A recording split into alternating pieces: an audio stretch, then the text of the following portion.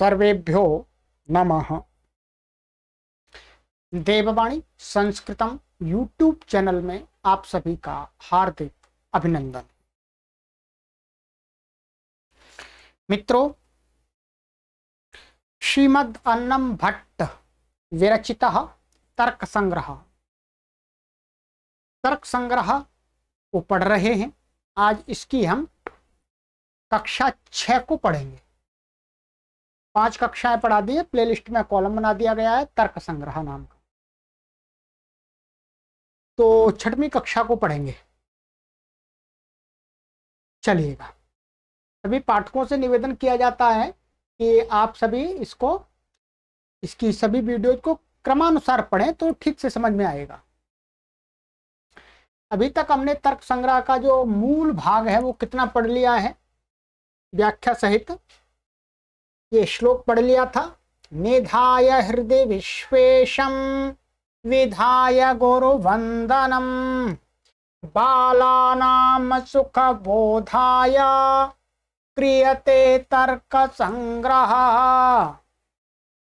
द्रव्य गुण कर्म सामान्य विशेष समवाया भावाः सप्त पदार्थाः तत्र द्रव्याणि पृथिव्यप् तेजो वायुवाकाश काल दिगात्मा मनांसी नवैव रूप रस गंध स्पर्श संख्या परिमाण पृथक्त्व संयोग विभाग परत्व गुरुत्व द्रवत्व स्नेह शब्द बुद्धि सुख दुःखेच्छा द्वेष प्रयत्न धर्म संस्काराश 24 गुणाः। इतना पढ़ लिया, ठीक है। सरल है। 7 पदार्थ पढ़ लिए, फिर द्रव्य 9 प्रकार के होते हैं और गुण 24 प्रकार के होते हैं, ठीक है। अब इसके आगे देखिएगा। अब देखिए, ये सबसे पहले कितने पदार्थ थे? 7। द्रव्य को हमने जान लिया, गुण को जान लिया है, द्रव्य को जान लिया। द्रव्य 9 होते हैं, गुण आपके 24 होते हैं। अब नंबर 3 आता है पदार्थ में कर्म। अब कर्म को समझना है, ठीक है। कर्म क्या होता है? लोक में कर्म करते हैं, किसी कार्य करने को कर्म कहते हैं, ठीक है। कार्य करने को क्या कहते हैं? कर्म। भाई ये कर्म कर रहा है, जैसा कर्म करेगा वैसा फल मिलेगा, जैसा कार्य करेगा। भिन्न भिन्न शास्त्रों में कर्म के अर्थ अलग अलग हैं, ठीक है। सभी पर बात नहीं करेंगे, ठीक है। कहीं पर कर्म शब्द का अर्थ पुण्य पुण्य लिया जाता है, पुण्य और अपुण्य लिया जाता, पुण्य अपुण्य लिया जाता है, ठीक है। और जो व्याकरण है, व्याकरण में कर्म क्या होता है? कर्म कारक होता है। एक क्या होता है? कर्म कारक होता है, जो कर्ता को इष्ट होता है। परंतु यहां इस तर्क संग्रह नामक ग्रंथ में नैयायिक दृष्टि में, नैयायिकों की दृष्टि में न्याय के सिद्धांतों में जो कर्म शब्द का अर्थ लिया है, क्या लिया है? ध्यान देंगे। कर्म मीन्स क्रिया। कर्म का अर्थ न्याय दर्शन में और तर्क संग्रह में क्या लिया गया है? क्रिया। अब देखते हैं, यहां पर लिखा है, ये हम आगे चलते हैं। यहां पर ये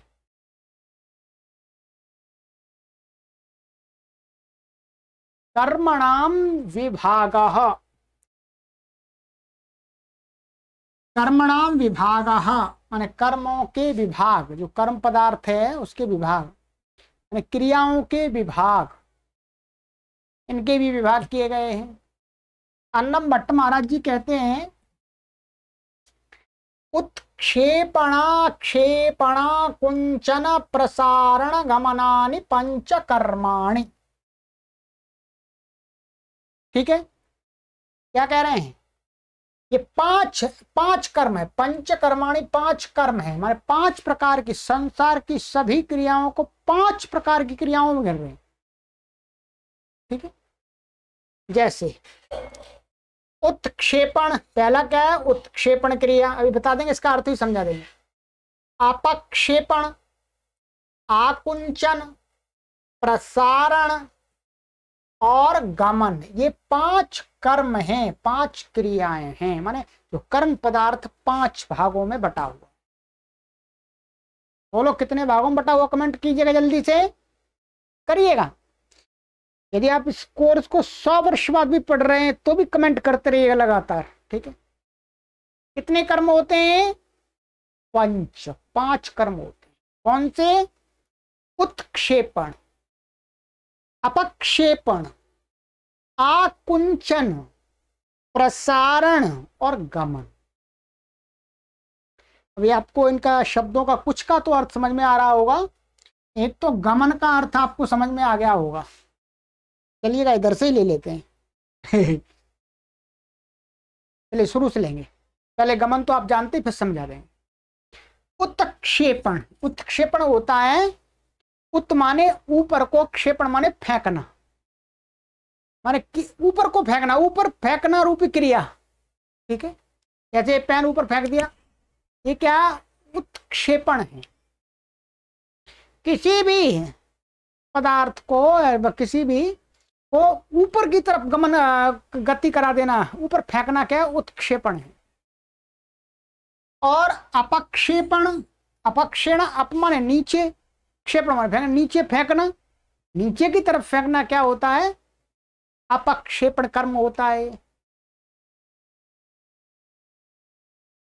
और आकुंचन, आकुंचन का अर्थ होता है माने अंदर को जाना, माने सिकुड़ना। मानिएगा ये हाथ फैला हुआ है, अब मैं इसको ऐसे ऐसे कर रहा हूं, ये क्या हो गया, आकुंचन हो गया हाथ का। ये मुट्ठी बांध दी मैंने, ये क्या हो गया, पूरे हस्त का आकुंचन हो गया, अंदर को हो गया ये। तो एक प्रकार की ये क्रिया आकुंचन बोलते हैं इसको, सिकुड़ना किसी भी का, किसी पदार्थ का, ठीक है। तो ये तीसरा कर्म क्या हो गया, आकुंचन। प्रसारण, प्रसारण आप जानते हैं, आकुंचन माने सिकुड़ना और प्रसारण माने फैलना। ये ऐसा है तो इसको फैलाव होना, ये फैलाव हो गए, प्रसारण हो गए। कोई चादर है, कपड़ा है, उसको फैला दीजिए, वो प्रसारण हो गया। और गमन, गमन माने एक स्थान से अन्य स्थान को प्राप्त करना रूपी कर्म क्रिया। अभी आगे विस्तार से इनको पढ़ना है, लक्षण में और परीक्षा में पढ़ना है, ठीक है। अभी तो मोटा मोटा बता दिया मैंने। तो चलिएगा ये याद कर लीजिएगा कि तर्क संग्रह में कितने कर्म बताए गए हैं, 5 कर्म पंचकर्म, वो आयुर्वेद वाला पंचकर्म नहीं है ये, ठीक है। ये पंचकर्म 5 क्रियाएं, वो भी आयुर्वेद की पंचकर्मा में 5 क्रियाएं होती हैं, 5 प्रकार से, कुछ 5 प्रकार पदार्थ मिला करके कुछ करते हैं, ठीक है। पर ये वो आयुर्वेद वाला नहीं है, चिकित्सा का नहीं है, ये अलग है, ठीक है। तो ये हो गया आपका कर्म, ध्यान रख लिए। कर्म कितने हो गए, 5। आपके पदार्थ हो गए 7, द्रव्य हो गए 9, गुण हो गए 24 और कर्म हो गए 5। जैसे दोहराते रहिएगा, मेरे साथ भी दोहराइएगा, मुझे भी याद हो जाएंगे। वैसे मुझे तो याद है पहले, पर फिर दोबारा आवृत्ति हो जाएगी, आपको भी याद हो जाएंगे, ठीक है। अब क्या था, द्रव्य गुण कर्म, द्रव्य गुण कर्म। अब उसके बाद आता था, आया नंबर सामान्य। क्या है, सामान्य।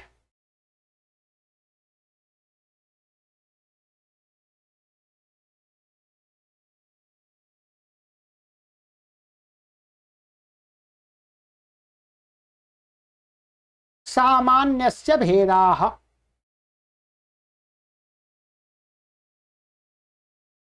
सामान्यस्य भेदाः। सामान्य क्या है, ठीक है। जो एक बात और मैं आपको बता देना चाहूंगा, ये जो कर्म है, ये कर्म तो गिना दिए 5 क्रियाएं। कर्म की परिभाषा क्या है, परिभाषा आपको अभी बिल्कुल भी समझ में नहीं आएगी, थोड़ी इसकी जटिल परिभाषा है, ठीक है। इसकी परिभाषा आपको हम वहीं समझाएंगे उद्देश्य लक्षण पर, ठीक है। यहाँ पर अन्नम भट्ट जी ने समझाया है, ठीक है। बाकी जो जहाँ यहाँ पर जो समझने योग्य बातें वो आपको बताता रहता हूँ निरंतर, ठीक है। अब है आपका सामान्यस्य भेदाः, सामान्य के भेद। सत्य, इसको अन्नम भट्ट जी कहते हैं सामान्य क्या होता है, कहते हैं पारमापारम चेति द्विविधम सामान्यम। सामान्य के दो भेद कर दिए। क्या कर दिए जी, सामान्य के दो भेद कर दिए। कहते हैं एक परम माने पर सामान्य, एक अपरम चैति द्विविधम। द्विविधम दो प्रकार का सामान्य होता है, एक पर सामान्य दूसरा अपर सामान्य, ये दो प्रकार का सामान्य होता है। इसको थोड़ा थोड़ा बता देता हूं मैं। पर क्या होता है और अपर क्या होता है। ये अपेक्षाकृत शब्द है। मानिएगा ये एक एरिया है और एक दूसरी एरिया ये है, ठीक है। एक क्षेत्र इतना है ये, ठीक है, ये वाला, और एक दूसरा ये पूरा और इसके अंदर भी है। या ऐसा कर लेते हैं इसको, ये मानिएगा ये और ये थोड़ा एरिया है और ये अधिक एरिया है, ठीक है।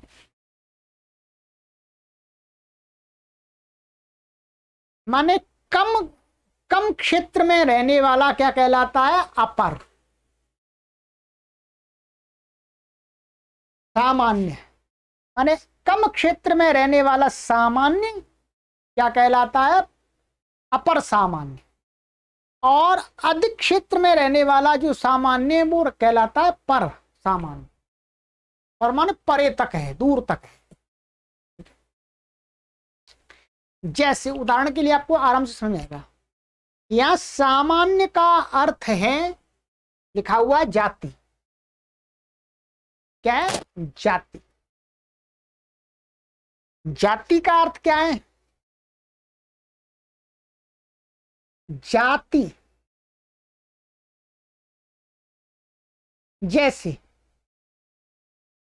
मैं खड़ा हूं और आप खड़े हैं और तीसरा व्यक्ति एक और खड़ा हुआ, एक चौथा व्यक्ति को पूछा जाता है कि ये कौन है, वो कहता है ये मनुष्य है।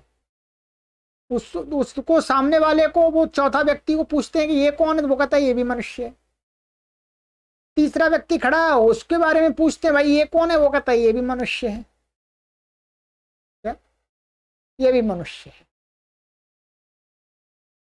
अब उसको ये पूछा जाए कि भाई आप इसको भी मनुष्य कह रहे हैं, इसको भी मनुष्य कह रहे हैं, इसको भी मनुष्य कह रहे हैं, भाई ये तो अलग अलग है, ये अलग व्यक्ति है, ये अलग व्यक्ति है और ये अलग व्यक्ति है। ऐसा आपको इसके इन तीनों के अंदर क्या दिख रहा है कि आप इनको मनुष्य बोल रहे हैं। पूछा जाए उसको तो उसका उत्तर क्या होगा, इन तीनों को देखने पर जो इन तीनों में मनुष्यत्व जाती है ये आंखों से नहीं दिखती है, परंतु उसको आप प्रकट नहीं कर सकते शब्दों में। भाई आपके सामने 10 लोगों को लाकर के खड़ा किया जाए और आपको पूछा जाए ये कौन है, ये कौन है, ये कौन है, ये कौन है, तो आप कहते जाएंगे, नाम नहीं पूछना उसका भी, भाई ये क्या है, तो कह देंगे आप ये मनुष्य हैं। आप कह देंगे मनुष्य हैं, फिर आपसे कोई पूछेगा कि भाई ये तो सभी अलग अलग हैं, इनकी आकृति अलग है, इनकी शकल अलग है, इनका ज्ञान अलग है, इनके कपड़े अलग हैं, इनका सब कुछ तो अलग दिख रहा है, फिर आप सबको मनुष्य कैसे कह सकते हैं।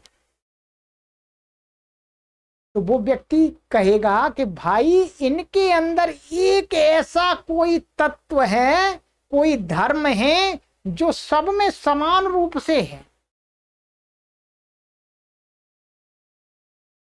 वो धर्म क्या है? वो कहेगा वो है मनुष्यत्व धर्म। वो मनुष्यत्व मेरे अंदर भी है, चाहे मेरे कपड़े अलग हैं, मेरा रूप रंग आकृति लंबाई चौड़ाई ज्ञान और सब कुछ अलग होने पर भी जो मनुष्यत्व आपके अंदर अर्थात सब व्यक्तियों में दिखता वो मेरे अंदर भी है, सबके अंदर है मनुष्य जाति। तो वो होता है मनुष्यत्व, उसी को जाति कहते हैं। जैसे मानिएगा हमने 2 गाय खड़ी कर दी और 2 भैंस खड़ी कर दी। क्या खड़ी कर दी भाई? एक लाइन में 2 गाय खड़ी कर दी, 2 भैंस खड़ी कर दी। और हमने कैसा किया? पहले गाय खड़ी की, फिर भैंस खड़ी की, फिर गाय खड़ी की, फिर भैंस खड़ी की। ठीक है। अब कोई पूछे भाई ये पहली वाली क्या है, तो वो उत्तर देगा ये गाय है। फिर वो पूछे दूसरी, ये दूसरी क्या, कौन सा प्राणी है? वो कहेगा भैंस है। फिर तीसरा प्राणी क्या है? गाय है। फिर चौथा प्राणी क्या है? भैंस है। अब वो कोई उसको पूछे कि भाई ये पहले नंबर की और तीसरे नंबर की जो यहां पर ये प्राणी खड़ा हुआ है इसको आप गाय कह रहे हैं, और ये दूसरे नंबर और चौथे नंबर पर खड़ा है उसको भैंस कह रहे हैं, भाई इसमें ऐसा क्या अंतर है? तो वो कहेगा भाई ये पहला वाला और जो तीसरा वाला उसके अंदर गोत्व जाति है, एक धर्म उनके अंदर ऐसा प्रतीत हो रहा है कि जो तीसरे नंबर के प्राणी में और पहले प्राणी में समान रूप से है, इसलिए उसको भी पहले वाले को भी गाय कहा जा रहा है, तीसरे वाले को भी कहा जा रहा है। और जो दूसरे वाला है उसमें जो गाय के अंदर धर्म दिख रहा है गोत्व जाति धर्म, वो भैंस के अंदर नहीं दिखता, इसलिए भैंस को गाय नहीं कहते, गाय नहीं कहते, उसको भैंस ही बोलते हैं। और गाय के अंदर भैंस, भैंस का धर्म नहीं है भैंसत्व, जिसको संस्कृत में बोलेंगे तो महिष्यत्व, वो नहीं है उसके अंदर। तो जो जाति में, जाति अनेकों में रहती है, एक में नहीं रहती, जाति अनेकों में रहती है। ठीक है। जैसे गाय जितने भी प्राणी हैं उनके अंदर सभी के अंदर गोत्व होगा, जितने भी संसार में मनुष्य प्राणी हैं उनके अंदर सभी के अंदर मनुष्यत्व होगा। इसलिए चाहे हम अमेरिका में चले जाएं, चाहे इंग्लैंड में चले जाएं, Pakistan, Bangladesh, Burma, Bhutan, Afghanistan, Kazakhstan, Iraq, Iran बहुत सारे देश हैं, कहीं पर भी चले जाएं और वहां जाकर के देख के झट से पहचान लेते हैं भाई ये तो मनुष्य है, ये गाय है, ये ऊंट है, ये बैल है, ये भैंस है, ये बकरी है, पहचान लेते हैं। जबकि भारत की गाय से अमेरिका की गाय अलग है, परंतु अमेरिका की गाय और भारत की गाय में कोई एक चीज ऐसी समान है जिसके कारण से हम एकदम कहते हैं भाई ये भी गाय है और ये भी गाय है। जिस कारण से कहते हैं, जिस चीज को देख करके कहते हैं, वही चीज, वही रूप उस पदार्थ का, उस पदार्थ की जाति होती है, सामान्य धर्म होता है। ठीक है। अब देखते हैं, ये तो मैंने मोटा मोटा समझाया, अभी विस्तार से नहीं समझा, विस्तार से तो आगे पढ़ेंगे। ठीक है। तो ये जो जाति होती है, सबसे पहले तो हमें ये समझना है कि जाति एक में नहीं रहती है, अनेक में रहती है। क्या है? जाति जो सामान्य होता है वो एक में नहीं रहता, किसी एक में, अनेक में रहता है। ठीक है। अब अनेकों में रहने वाली जो सामान्य है, जो जाति है, वो परसामान्य और अपरसामान्य से 2 भेद से है। ठीक है। अब ये मैंने दिया था, इसको कहेंगे, इसके अंदर मानिएगा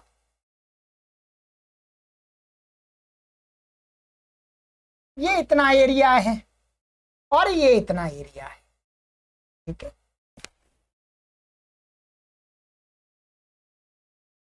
अब मानिएगा इसके अंदर काली मिट्टी है। क्या है? काली मिट्टी। इसके अंदर काली मिट्टी है, ध्यान दीजिएगा, और इसके अंदर बालू मिट्टी है, बालू वाली मिट्टी। ठीक है, अब समझिएगा, इसके अंदर काली मिट्टी है, इसके अंदर बालू मिट्टी है। जो काली मिट्टी है वो तो इतने की एरिया में और बालू मिट्टी इतनी एरिया में है। ठीक है, तो इतनी एरिया में एक काली मिट्टी है, इसको हम कह देंगे, क्या कह देंगे, इसमें जो काला शब्द आ रहा है, काला सामान्य है। सामान्य है मतलब यहां पर भी है और अन्यत्र भी काली मिट्टी हो सकती है। और यहां पर क्या बालू मिट्टी है, बालू मिट्टी इसके अंदर भी हो सकती है और इससे अन्यत्र दूसरी जगह भी हो सकती है। ठीक है, परंतु जो अभी दो शब्द हैं, वो तीन शब्द हैं, काली मिट्टी बालू मिट्टी, और इनमें ये देखिएगा काली और बालू और मिट्टी, ये तीन शब्द हैं। ठीक है, अब क्या है, काली कालापन तो इसके अंदर ही है और बालूपन इसके अंदर है, परंतु मिट्टीपन, मिट्टीपन इसमें भी है, इसमें भी है, दोनों में मिट्टीपन इसमें भी है, इसमें भी है। ठीक है, इसलिए मिट्टीपन का एरिया माने कालेपन की एरिया से और बालूपन की एरिया से मिट्टी का एरिया बड़ा है, मिट्टी दोनों में। तो यहां पर मिट्टीपन इसमें भी है, मिट्टीपन इसमें भी है, परंतु कालापन इसमें ही है, बालूपन इसमें, बालूपन इसमें नहीं है, काला और कालापन इसमें नहीं है। तो इनके क्षेत्र बट गए, थोड़े थोड़े हो गए। पर मिट्टीपन जिसको बोलते हैं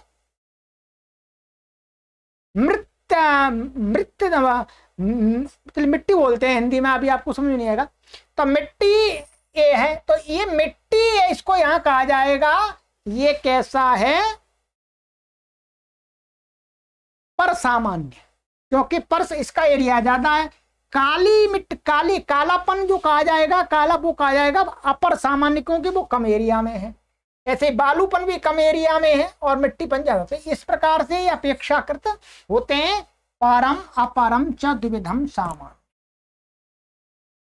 ध्यान दीजिएगा, ये जो सामान्य है क्या है, ये सामान्य द्रव्य गुण कर्म में रहता है। कहाँ रहता है जी, द्रव्य गुण कर्म में, इन पदार्थों के अंदर रहता है। ये अब आप इसको नोट कर सकते हैं, आगे आएगा। वैसे ये जो सामान्य है, ये जो हमने पहले पढ़ लिया अभी तक, द्रव्य गुण कर्म, इन तीनों के अंदर रहता है। इसके आगे जो सामान्य माने ये द्रव्य गुण कर्म सामान्य के बाद में ये चौथा है आपका, पांचवा छठा सातवां, उनमें नहीं रहता ये। ठीक है, तो ये कहिए द्रव्य गुण कर्म के आश्रय होता है, इतना समझ लीजिएगा मोटा मोटा। ठीक है, सामान्य, और ये दो प्रकार का होता है, पर माने अपेक्षाकृत बड़ा अधिक जो होता है वो पर सामान्य होता है, और अपेक्षाकृत न्यून होता है वो अपर सामान्य होता है। ठीक है, इसके लिए आपको और उदाहरण देता हूं मैं। ठीक है, और समझ में आएगा आप। ये है एक ये घट बोलते हैं, घट, घड़ा। ठीक है, इसका अर्थ क्या है, घड़ा।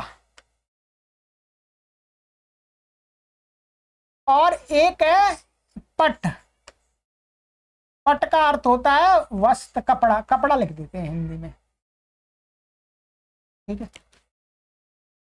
पट का अर्थ क्या है, कपड़ा।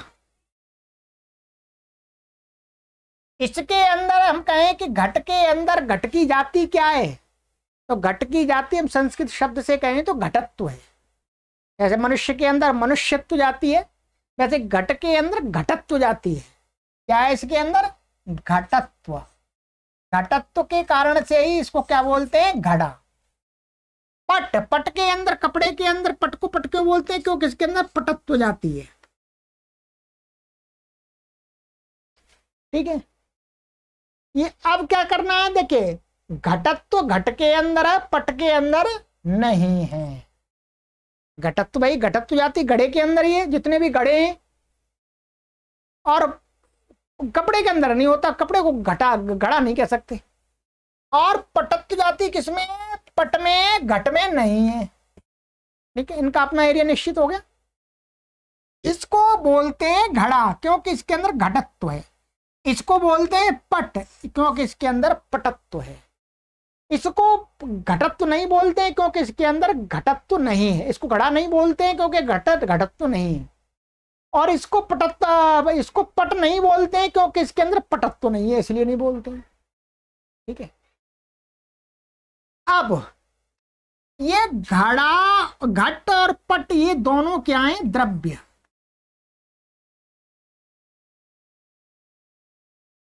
तो द्रव्य होने के कारण से क्या द्रव्यत्व तो इनके अंदर, दोनों के अंदर है। ध्यान दीजिए, घट को भी द्रव्य कहा जाता है, पट को भी द्रव्य कहा जाता है।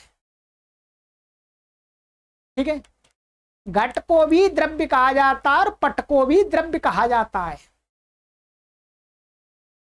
अब क्या है,